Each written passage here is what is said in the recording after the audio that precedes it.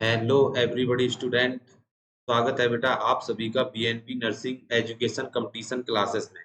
जैसा कि आपको पता है, जो हम एम यूपी पीएससी का बेटा जो हमने एक एमसीक्यू सेशन स्टार्ट किया है, जो टारगेट करता है यूपी पीएससी एग्जाम को।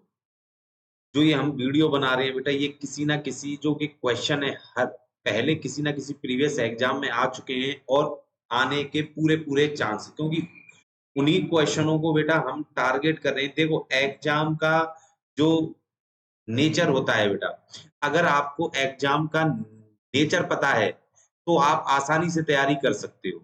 अब यूपीपीएससी के लिए अगर मैं ओबीजी सेशन पहले मैंने स्टार्ट किया था, क्योंकि उसमें बेटा वो जो क्वेश्चन थे वो सीधे टारगेट करते थे किसको, सीधे टारगेट करते थे बेटा वो नॉर्थ साइड को। लेकिन अब हमें नेचर पता है कि भाई यूपीपीएससी का एग्जाम कैसा आता है, तो हम उसी हिसाब से उसी लेवल से क्या करा रहे हैं बेटा, तैयारी करा रहे हैं। जो हमारा ये जो सेशन है बेटा वो टारगेट करता है यूपीपीएससी एग्जाम। तो ठीक है बेटा, तो यही कंटिन्यू बेटा जो हमारी क्लासें हैं ये कंटिन्यू रहेंगी। ठीक है, और जो स्टूडेंट वीडियो को बेटा देखता है, रीड करता है, वो उनको बहुत ज्यादा बेनिफिट साबित होगा यूपीपीएससी एग्जाम के लिए। ठीक है, तो आज की जो हमारी नई थॉट है बेटा वह है, आज मेहनत कमाई से ज्यादा करो। आज मेहनत कमाई से ज्यादा करो, एक दिन कमाई मेहनत से ज्यादा होगी। बिल्कुल, अगर बेटा आज आप मेहनत कर रहे हो, ठीक है, आज आप क्या कर रहे हो बेटा, बहुत ज्यादा मेहनत कर रहे हो, तो ध्यान रखना कि आपको सफलता मिलना तय है। अगर अब आप मेहनत कर लोगे तो आपके बेटा जो आने वाले जो टाइम है वो बहुत ही क्या होगा बेटा, बड़ी आसानी से क्या होगा, कामयाब, आप भी कामयाब होंगे और टाइम भी क्या होगा बेटा, आसानी से कटेगा। एक चीज हमेशा ध्यान रखना बेटा, जो मेहनत करता है वही सफलता का कोई शॉर्टकट नहीं है कि भाई 1 महीने में लग जाए, 2 महीने में जो मैं आज का टाइम बेटा नर्सिंग के अंदर, खासकर नर्सिंग के अंदर यही है कि जो मेहनत करेगा सफलता उसको जरूर मिलेगी। और जो ध्यान रखना बेटा, जो किस्मत के भरोसे बैठा रहता है उसको सिर्फ उतना ही मिलता है जितना मेहनत करने वाले छोड़ देते हैं। ठीक है, तो मेहनत करना है, सफलता हासिल करनी है बेटा, अपने माँ बाप का नाम रोशन करना है, भाई बहन का नाम रोशन करना है और अपनी संस्था का नाम रोशन करना है। तो इसी थॉट को आगे बढ़ाते हुए बेटा, एक नई एनर्जी के साथ, नई थॉट के साथ आगे बढ़ रहे हैं। तो ये है बेटा आज का पहला क्वेश्चन आपकी स्क्रीन पर। क्वेश्चन को पढ़ें और आंसर दें बेटा, क्वेश्चन को पढ़ें और आंसर दें। क्वेश्चन देखो बेटा, क्वेश्चन को ध्यान से पढ़ना है और आंसर देना है। पहला क्वेश्चन यही है कि following are the complication of premature menopause except, premature menopause except, मतलब कि जो बेटा इस क्वेश्चन में ये पूछा है कि जो प्री मैच्योर मीनोपोज का जो कॉम्प्लिकेशन इनमें से कौन सा नहीं है। हमें क्वेश्चन पूरा पढ़ना है बेटा, एक्सेप्ट को, एक्सेप्ट का मतलब छोड़कर। चारों में से बेटा 3 तो प्री मैच्योर मीनोपोज के क्या है, कॉम्प्लिकेशन है, एक नहीं है, एक नहीं है, वो कौन सा है वो देखना है बेटा। ठीक है, सबसे पहले देखो बेटा, जो मीनोपोज होता है, जो मीनोपोज होता है बेटा, उसको हम सबसे पहले क्या कहते हैं भाई, इसको हम किस प्रकार डिफाइन करेंगे, तो ये है बेटा कि permanent permanent stoppage permanent stoppage of menstruation cycle. Menstruation cycle क्या हो जाना बेटा, परमानेंट स्टॉप हो जाना, क्या कहलाता है, मीनोपोज कहलाता है। या फिर हम बोल देते हैं cessation of menstruation cycle. Menstruation cycle का क्या हो जाना बेटा, सीजिएशन हो जाना, क्या कहलाता है, मीनोपोज कहलाता है। पहला क्वेश्चन यहीं से बेटा डायरेक्ट यही क्वेश्चन पूछा जाता है और जो काफी क्या है बेटा, सरल क्वेश्चन है। नेक्स्ट ये पूछा जाता है कि भाई जो मीनोपोज का, ठीक है, जो मोस्ट कॉमन कॉज होता है, मीनोपोज का जो मोस्ट कॉमन कॉज होगा वो क्या होगा बेटा, वो होता है decrease oestrogen hormone. Decrease oestrogen hormone, भाई मीनोपोज में किसकी कमी होती है, एस्ट्रोजन हार्मोन की। या फिर ऑप्शन में ये लिखा हो बेटा कि डिक्रीज हार्मोनल थेरेपी, भाई हार्मोनल थेरेपी क्या हो बेटा, डिक्रीज हो। तो ये भी कोई इसमें से बेटा देखो हार्मोन ही क्या है बेटा, एस्ट्रोजन है। अब कौन से हार्मोन की सबसे ज्यादा कमी होती है बेटा, एस्ट्रोजन हार्मोन की कमी मीनोपॉज में देखी जाती है। बात समझ में आ रही है बेटा यहाँ तक? तो ये क्वेश्चन, दूसरा क्वेश्चन बनता है बेटा यहाँ से। एक ये क्वेश्चन यहाँ से काफी पूछा जाता है कि भाई जो मीनोपॉज के अंदर एस्ट्रोजन हार्मोन की कमी होती है तो उसके कारण बेटा एक क्या होता है, एक इन्फ्लामेशन होता है वेजाइना के अंदर, जिसको क्या बोलते हैं बेटा, वेजाइनाइटिस। मतलब स्पेशली जो मीनोपॉज के अंदर होगा बेटा उसको हम क्या बोलेंगे, उसको बोलेंगे बेटा हम एट्रोपिक वेजाइनाइटिस। क्या बोलेंगे डियर? एट्रोपिक वेजाइनाइटिस बोलेंगे। इसी को दूसरा नाम होता है डियर सेनाइल वेजाइनाइटिस। इसी का दूसरा नाम क्या होता है? सेनाइल वेजाइनाइटिस होता है। तीसरा क्वेश्चन यही बनता है, ध्यान रखना बेटा। नेक्स्ट क्वेश्चन ये बनता है कि भाई most common sign and symptom कौन सा है मीनोपॉज में? मीनोपॉज के अंदर मोस्ट कॉमन साइन सिम्टम कौन सा है? तो ध्यान रखना बेटा, हॉट फ्लश। क्या होता है? Hot flush. मतलब चेहरा बिल्कुल क्या हो जाता है बेटा, लाल हो जाता है, रेड कलर का हो जाता है। ये मोस्ट कॉमन साइन सिम्टम होता है, ध्यान रखना बेटा। ठीक है, और ये सबसे ज्यादा कहां पर होता है? फेस पर होता है। सबसे ज्यादा कहां पर होता है? फेस पर। और थोड़ी देर बाद ये क्या हो जाता है बेटा? रिसॉल्व हो जाता है। थोड़ी देर बाद ये क्या हो जाता है? रिसॉल्व हो जाता है। ठीक है बेटा।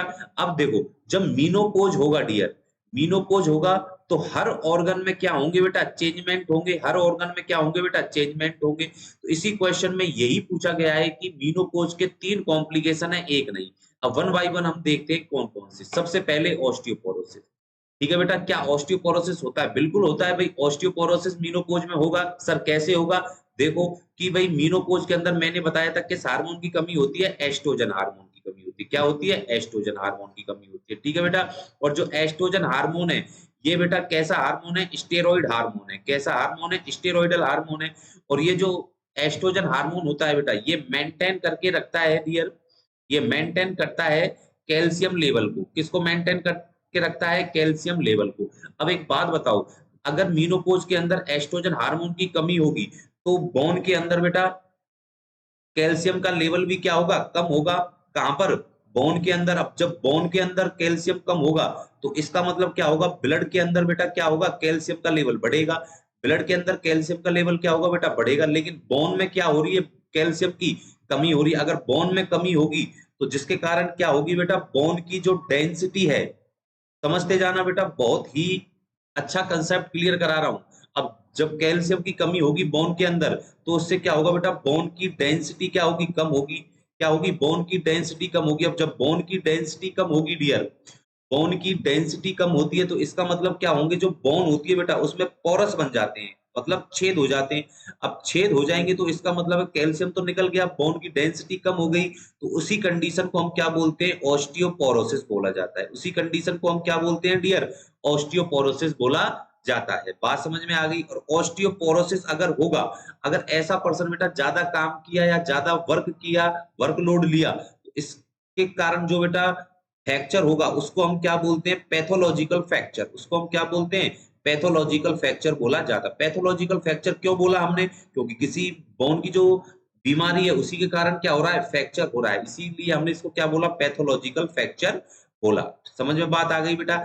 एक और यहां से बेटा क्वेश्चन बनता है कि जो ऑस्टियोपोरोसिस होता है इसका दूसरा नाम क्या होता है डियर? इसका दूसरा नाम होता है बेटा silent thief of bone. Bone का बेटा जो सुनहरा चोर है वो कौन सी बीमारी को बोलते हैं? ऑस्टियोपोरोसिस। क्योंकि बोन से कैल्शियम धीरे धीरे क्या होती है बेटा? कम होती है, पता भी नहीं चलता पेशेंट को। ठीक है, इसीलिए इससे बेटा साइलेंट थीप ऑफ बोन भी बोला जाता है। ठीक है।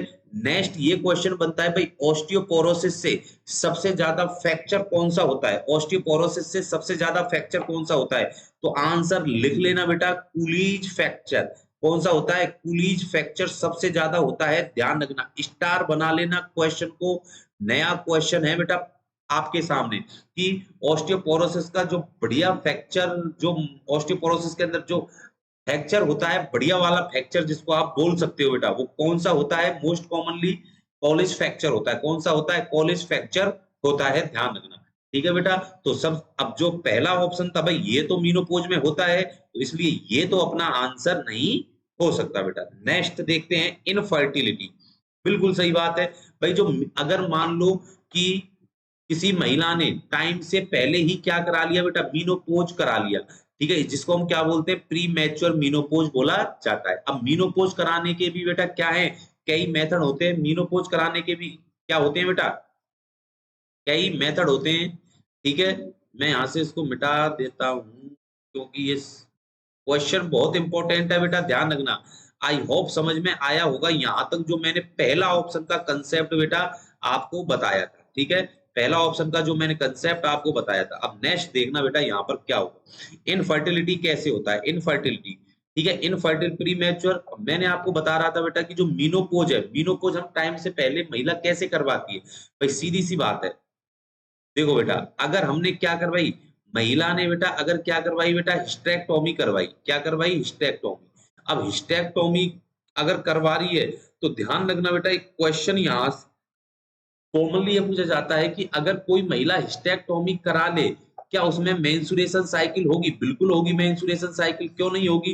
क्योंकि ओवरी थोड़ी बाहर निकाली है। नहीं समझ बात आ रही बेटा, ओवरी भाई, और ओवरी से तो क्या होंगे, हार्मोन रिलीज होंगे या नहीं होंगे, और जो हार्मोन होंगे बेटा वो कहां पर एक्ट करेंगे, यूट्रस पर। क्योंकि हिस्टेरेक्टोमी का मतलब ये नहीं होता बेटा कि कंप्लीट यूट्रस को बाहर निकाल रही है। बात समझ में आ रही है कि हिस्टेरेक्टोमी का मतलब ये नहीं होता कि हम कंप्लीट यूट्रस को बाहर निकाल रहे हैं।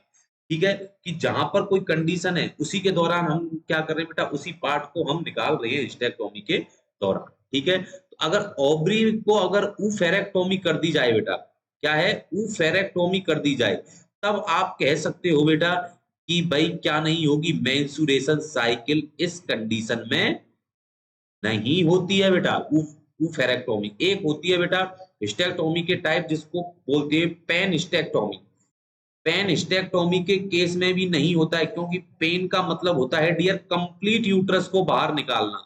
क्या होता है, कंप्लीट यूट्रस को बाहर निकालना होता है। इसलिए ध्यान रखना, ऊफेरेक्टोमी के केस में मेंस्ट्रुएशन साइकिल नहीं होती, और पेन हिस्टेरेक्टोमी के केस में मेंस्ट्रुएशन साइकिल नहीं होती है। अब एक बात बताओ कि किसी महिला ने बेटा ओवरी निकलवा दी, पूरा यूट्रस निकलवा दिया, तब क्या वो मीनोपोज वाली जो महिला है बेटा, जिसने टाइम से पहले मीनोपोज कराया है, क्या वो बेटा वो दोबारा माँ बन पाएगी? बिल्कुल नहीं। जिसने यूट्रस ही कंप्लीट निकलवा दिया तो वो माँ काहे की बन पाएगी दोबारा?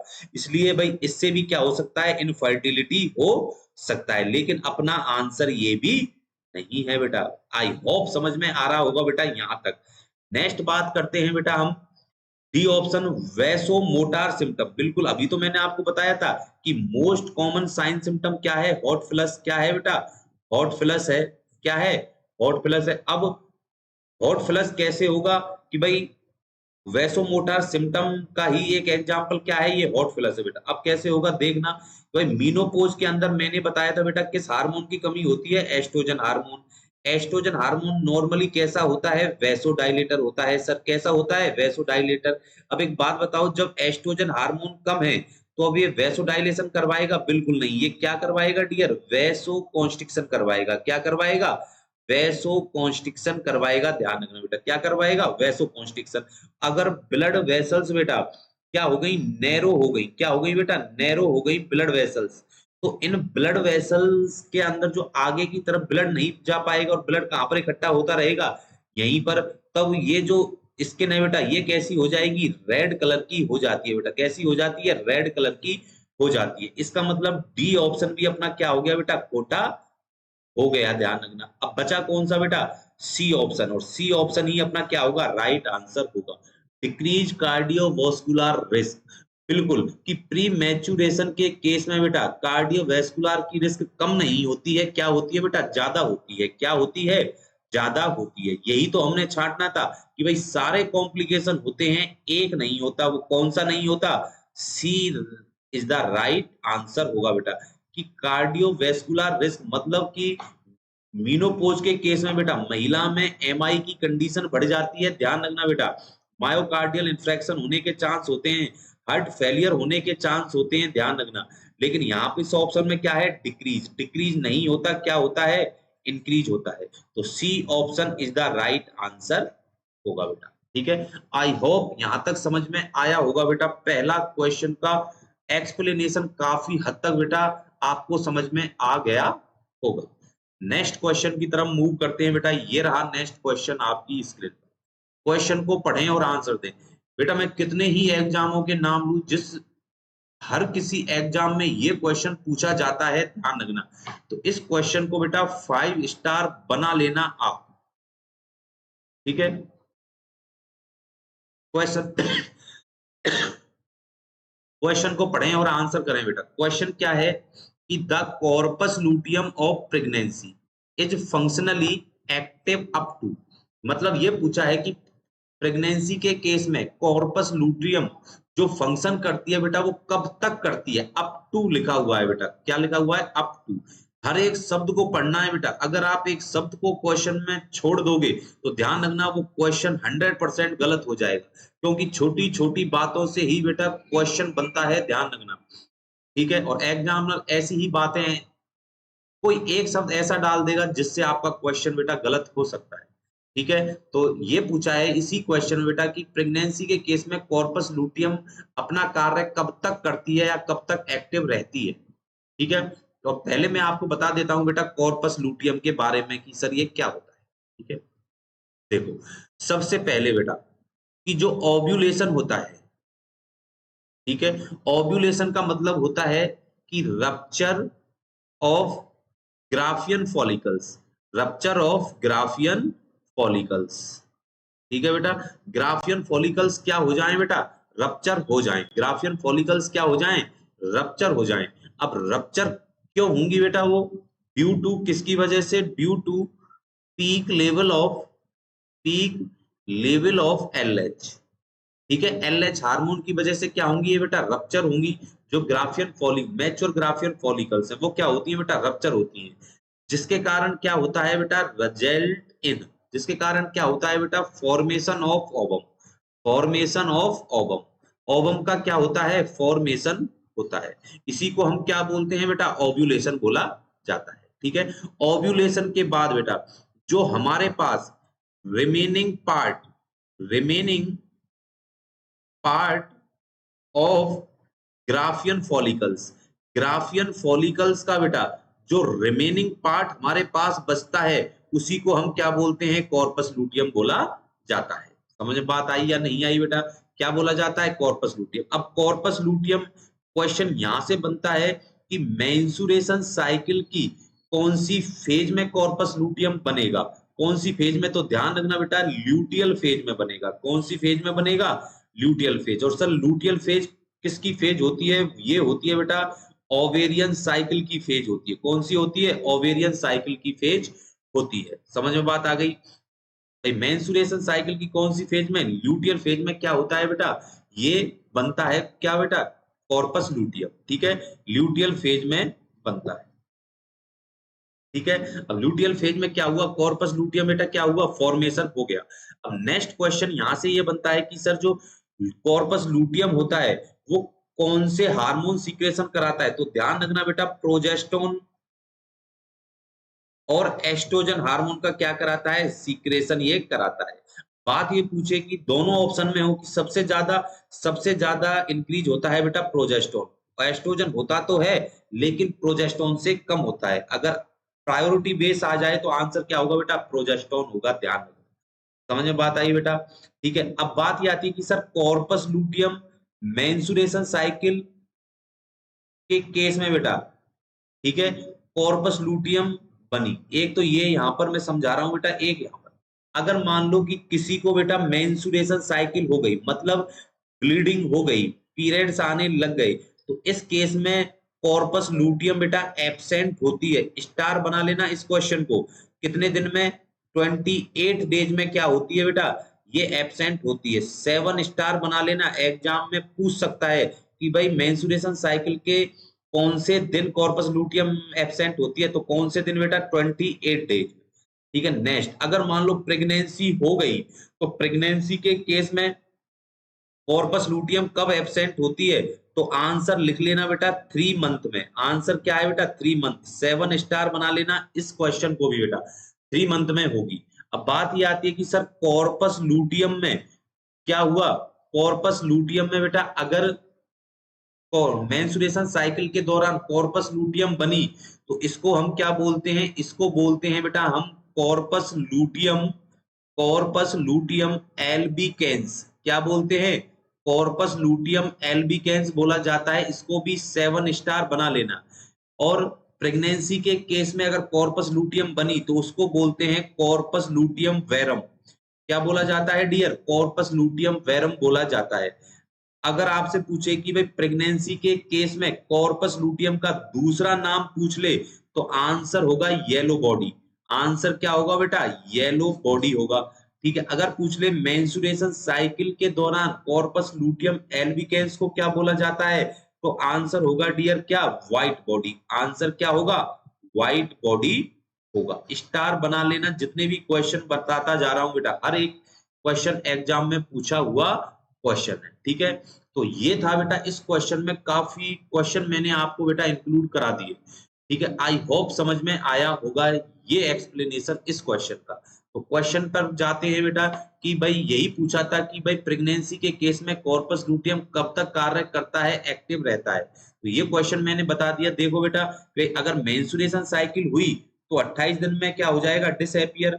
लेकिन अगर प्रेगनेंसी हो गई तो कब होगा बेटा, 3 मंथ। अब 3 मंथ में वीक के हिसाब से लगा लो सर, 6 to 8 वीक बिल्कुल हो सकता है, लेकिन और बेटर आंसर ढूंढते हैं। 2 से 4 तो है ही नहीं, 4 से 6 है ही नहीं बेटा। तो बचा कौन सा अपना, ए और डी। और ए और डी में 10 से 12 हमको मतलब 12 वीक। 12 वीक का मतलब 3 month.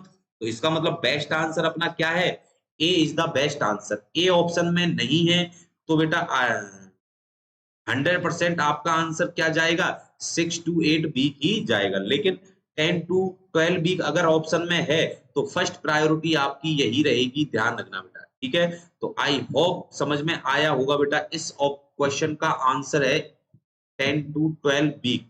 It means A option is the right answer होगा बेटा।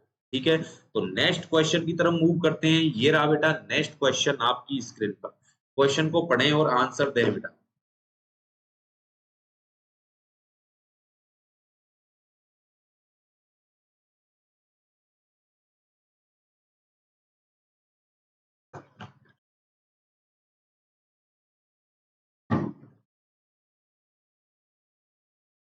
क्वेश्चन क्या है, before the placenta function the corpus luteum is the primary source for synthesis of which of the following hormone. बिल्कुल, इसमें ये पूछा है कि बेटा बिफोर द प्लेजर मतलब प्लेसेंटा के फंक्शन स्टार्ट होने से पहले corpus luteum is the primary source for synthesis of which hormone, मतलब कॉर्पस लूटियम कौन से हार्मोन का सिंथेसिस करती है प्लेसेंटा के फंक्शन करने से पहले।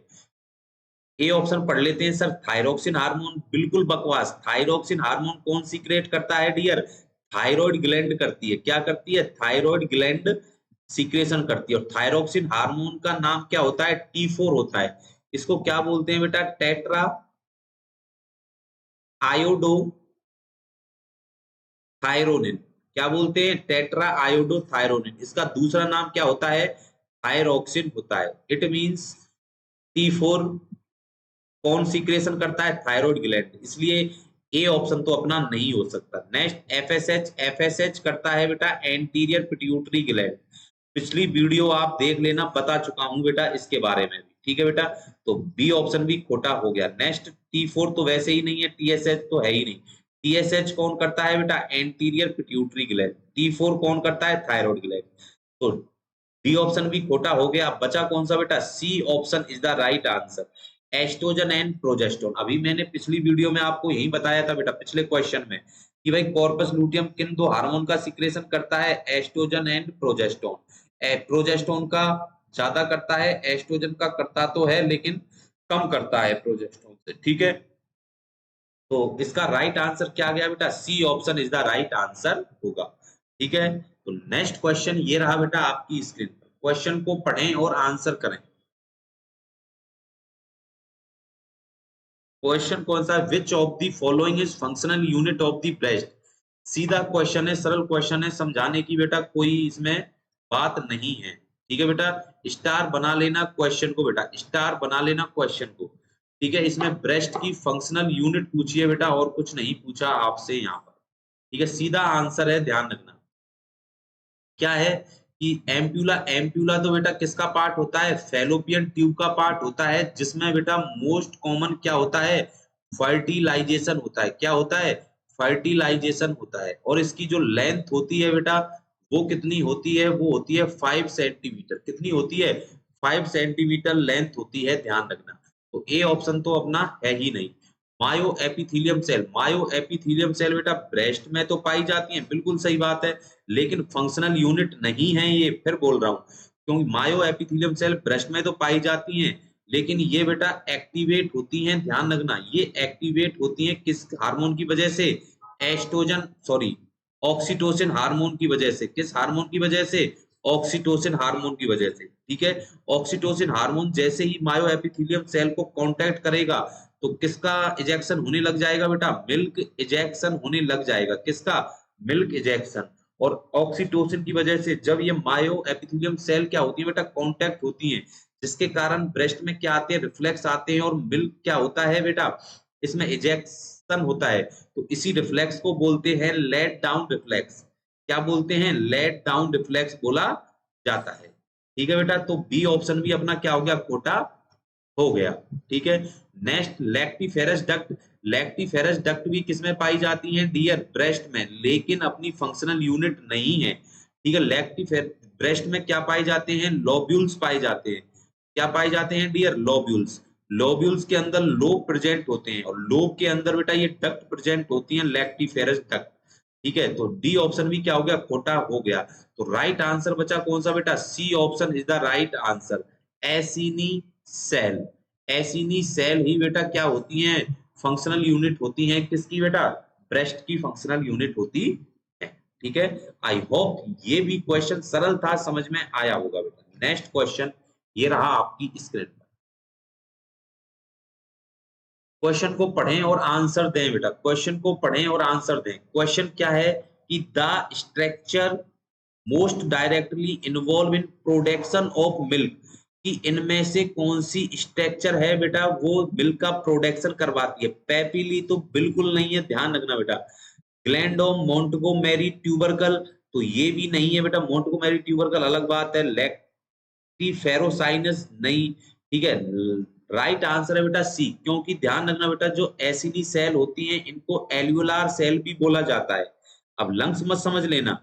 ठीक है, एल्वुलार सेल भी, इस सेल पर कार्य करता है बेटा प्रोलैक्टिन हार्मोन। कौन सा हार्मोन कार्य करता है, प्रोलैक्टिन। और प्रोलैक्टिन जैसे ही बेटा इन सेल को एक्टिवेट करता है तो किसका प्रोडक्शन स्टार्ट हो जाता है, प्रोडक्शन ऑफ मिल्क का। किसका स्टार्ट हो जाता है, सीक्रेशन स्टार्ट हो जाता है बेटा, ब्रेस्ट मिल्क का सीक्रेशन स्टार्ट हो जाता है। ठीक है, तो इस क्वेश्चन को भी याद रखना बेटा, इस कि भाई जो प्रोलैक्टिन हार्मोन है वो किस सेल पर कार्य करता है, एसिनी सेल या एलुलार सेल पर। और जो ऑक्सीटोसिन होता है वो किस पर कार्य करता है, मायो एपिथीलियम सेल पर। किस पर कार्य करता है, मायो एपिथीलियल सेल पर। ठीक है, ये मिल्क इजेक्शन करवाता है, ये क्या करवाता है, मिल्क इजेक्शन करवाता है। और प्रोलैक्टिन हार्मोन क्या करवाता है, प्रोडक्शन करवाता है। तो ध्यान रखना, पी से प्रोलैक्टिन और पी से प्रोडक्शन ऑफ मिल्क याद रखना है बेटा। ठीक है, तो C, C option is the right answer होगा। ठीक है, नेक्स्ट क्वेश्चन ये रहा आपकी स्क्रीन पर बेटा, क्वेश्चन को पढ़ें और आंसर करें। ठीक है, स्टार बना लेना बेटा, इस क्वेश्चन को 7 स्टार का सम्मान देना, ध्यान रखना। क्वेश्चन बहुत इंपॉर्टेंट है। क्वेश्चन क्या है कि screening cancer detection test for the most common cancer in women is, the screening cancer detection test for the most common cervical cancer in women. ठीक है बेटा, मतलब इसमें स्क्रीनिंग कैंसर टेस्ट देखना है बेटा कि जो मोस्ट कॉमन वुमेन के अंदर जो कौन कैंसर होता है, इसमें कोई कैंसर का नाम नहीं है। इसमें ये पूछा है कि बेटा मोस्ट कॉमन कैंसर जो वुमेन में होता है उसके लिए स्क्रीनिंग टेस्ट कौन सा है। अब वन बाय वन देखते हैं। सबसे पहले बायोप्सी, बायोप्सी स्क्रीनिंग टेस्ट कहाँ हुआ, क्वेश्चन में तो क्या पूछा है बेटा, स्क्रीनिंग पूछा है। बायोप्सी तो कैसा टेस्ट है, कंफर्मेटिव टेस्ट है। कैसा है, कंफर्मेटिव टेस्ट है, इसलिए ए ऑप्शन तो अपना नहीं हो सकता। डी एंड सी डायलेशन, और इससे तो हम क्या करवाते हैं, अबॉर्शन। ये तो कौन सा है, अबॉर्शन है, तो ये तो अपना दूर दूर तक नहीं है। नेक्स्ट है बेटा पॉजिटिव कांस टेस्ट, ये तो बिल्कुल नहीं। अब आंसर कौन सा हो गया बेटा? BSE, breast self examination is the right answer, because screening cancer detection for the breast cancer in women, कि वोमेन के अंदर जब ब्रेस्ट कैंसर होता है तो उसके लिए डिटेक्ट करने के लिए स्क्रीनिंग टेस्ट कौन सा होता है? BSE होता है, ब्रेस्ट सेल्फ एग्जामिनेशन होता है बेटा। ठीक है, आई होप ये भी क्वेश्चन समझ में आया होगा बेटा आपके। ठीक है, नेक्स्ट क्वेश्चन की तरफ मूव करते हैं। ये रहा नेक्स्ट क्वेश्चन आपकी स्क्रीन पर। इस क्वेश्चन का आंसर बेटा आपको कमेंट बॉक्स में लिखना है। ठीक है, इस क्वेश्चन का आंसर आपको कमेंट बॉक्स में लिखना पड़ेगा। ठीक है, the process involve in development of mature ovum is called. ठीक है, मैच्योर ओवम की प्रोसेस को क्या बोलते हैं? ठीक है बेटा, तो ये क्वेश्चन आपको आंसर कमेंट बॉक्स में लिखना है। नेक्स्ट क्वेश्चन ये रहा आपकी स्क्रीन पर। क्वेश्चन क्या है? ये क्वेश्चन को भी बेटा ये पहले ESI 2016 में पूछा हुआ क्वेश्चन है, ध्यान रखना बेटा, बहुत इंपॉर्टेंट है, स्टार लगा लेना। An individual has the maximum number of oocyte, ये पूछा है कि कौन सी स्टेज में oocyte के नंबर सबसे ज्यादा होते हैं। ठीक है, प्यूबर्टी के केस में होते हैं, एट बर्थ पर होते हैं, मिडिल एज पर होते हैं, एट 20 वीक पर होते हैं बेटा। कब होते हैं बताओ? ठीक है, मैं एक बार इसका सीक्वेंस लगा देता हूं बेटा।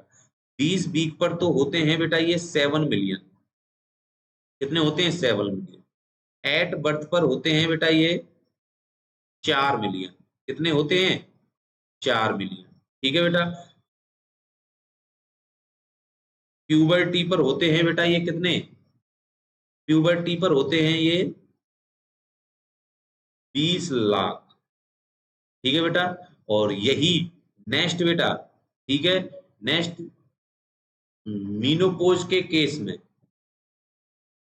ठीक है बेटा, ये हो जाते हैं लेस देन 10,000 से कम।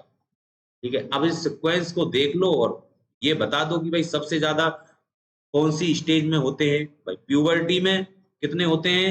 20 लाख के करीबन। ये हो सकता है एट बर्थ, एट बर्थ में कितने हो सकते हैं बेटा? 4 मिलियन। इसका मतलब ए ऑप्शन तो अब नहीं हो सकता, बी हो सकता है।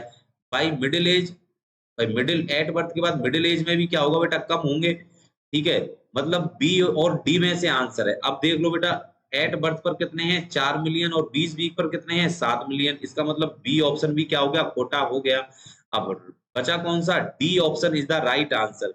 20 वीक पर कितने होते हैं? 7 मिलियन होते हैं। जब फीमेल बेबी माँ के यूट्रस में होती है, गर्भ में होती है, तभी बेटा ध्यान रखना फॉलिकल्स मैच्योर होने लग जाती हैं, बनने लग जाती हैं, इमैच्योर से मैच्योर होने लग जाती हैं। तब उस 20 वीक की प्रेगनेंसी पर फीमेल बेबी के अंदर कितने oocyte होते हैं बेटा? तो ध्यान रखना बेटा, 7 मिलियन ग्राफियन फॉलिकल्स होती हैं। ये थोड़ा सा यहाँ पर बेटा क्या है? Maximum number of Graafian follicles है, ध्यान रखना।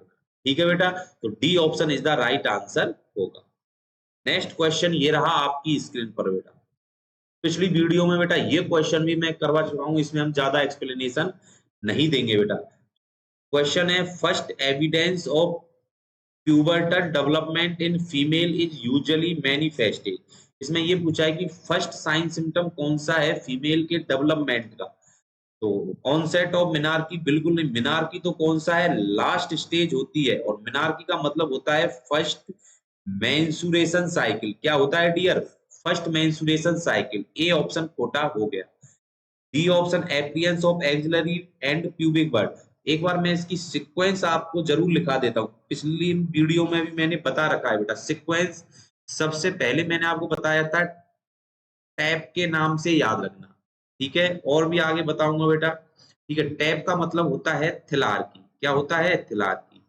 ठीक है, थिलार्की का मतलब होता है डेवलपमेंट ऑफ ब्रेस्ट बर्ड। क्या होता है? ब्रेस्ट बर्ड का डेवलपमेंट। ठीक है बेटा, ए का मतलब होता है एडिनार्की। क्या होता है डियर? एडिनार्की। समझ में बात आई? एडिनार्की का मतलब होता है बेटा एक्सिलरी हेयर ग्रोथ कर होना। ठीक है, प्यूबार्की का मतलब होता है प्यूबार्की। प्यूबार्की का मतलब होता है प्यूबिक हेयर डेवलपमेंट होना। ठीक है, नेक्स्ट होता है बेटा इंक्रीज हाइट। नेक्स्ट क्या होता है? Increase height. और एम बराबर होता है मिनार्की, फर्स्ट मेंसुरेशन साइकिल। ठीक है, तो टैप HM के नाम से आपको याद रखना है। अब इसमें देख लो फर्स्ट कौन सा है, ठीक है, क्या भाई ऑनसेट ऑफ ग्रोथ स्पर्ट, ये तो कौन सा है बेटा, चौथे नंबर का है, तो ये तो गया। Appearance of axillary and pubic bird, ये कौन से हैं बेटा, सेकंड और थर्ड नंबर के, ये भी गए, मतलब सी ऑप्शन भी गया। ए ऑप्शन कौन सा है, मिनार्की, मतलब लास्ट है, ये भी गया। बचा कौन सा बेटा, B option is the right answer. Breast bud का डेवलपमेंट ही क्या कहलाता है, थलार्की कहलाता है। जो फर्स्ट क्या है बेटा, प्यूबर्टल डेवलपमेंट है फीमेल का, तो B option is the right answer होगा। और ये रहा बेटा नेक्स्ट क्वेश्चन आपकी स्क्रीन पर,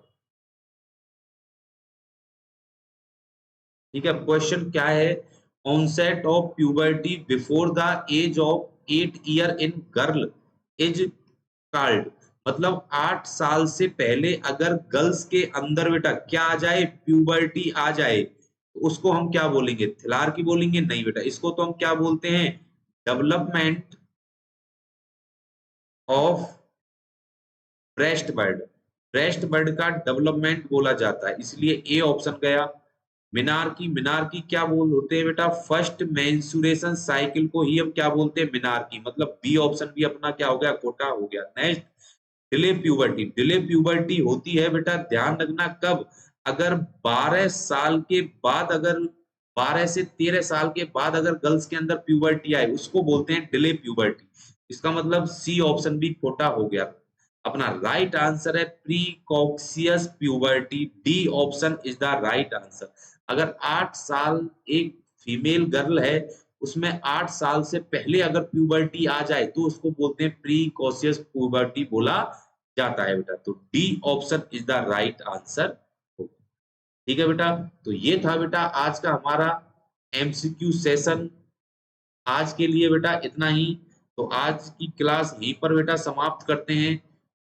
तो नेक्स्ट मिलते हैं फिर नई वीडियो के साथ बेटा। अगर हम हमारी वीडियो आपको पसंद आई है बेटा, कुछ सीखने को मिला है, तो हमारी वीडियो को बेटा लाइक करें, शेयर करें, सब्सक्राइब करें और अपने फ्रेंडों को भी बताएं अगर वो बेटा यूपीपीएससी में नर्सिंग स्टाफ बनना चाहते हैं।